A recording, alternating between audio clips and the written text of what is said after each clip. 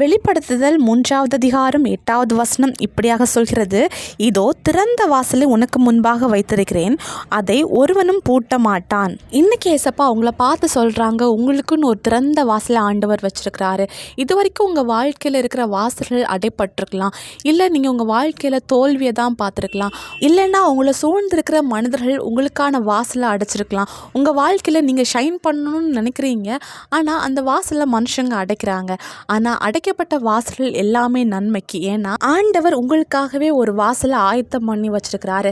அதன் வழியை ஆண்டவர் உங்களை கூட்டிகிட்டு போகும்போது உங்களை அவமானப்படுத்தினவங்க, நீங்கள் எழும்பக்கூடாதுன்னு சொல்லிட்டு உங்களை மடங்கடிக்க நினச்சவங்க எல்லாருக்கும் முன்னாடியும் ஆண்டவர் உங்களுடைய தலையை உயர்த்துவார். நீங்கள் பண்ண வேண்டியது ஒன்றே ஒன்று தான், ஆண்டவருடைய சமூகத்தில் காத்துருங்க, பொறுத்துருங்க. ஆண்டவர் உங்களுக்காக யுத்தம் பண்ணுவார். ஆண்டவர் உங்களுக்காக திறந்த அந்த வாசலை யாருமே பூட்ட முடியாது. இது வரைக்கும் மனுஷங்க பூட்டியிருப்பாங்க, இனி ஆண்டவர் உங்களுக்காக திறக்க போகிற வாசலில் மனுஷங்களுடைய ஆளுகை இருக்காது, தேவனுடைய ஆளுகை தான் இருக்கும். நீங்கள் மகிமையானவைகளை பார்க்க போகிறீங்க. இயேசுவை விசுவாசிங்க. இயேசு கிறிஸ்துவின் நாமத்தில் ஆமேன்.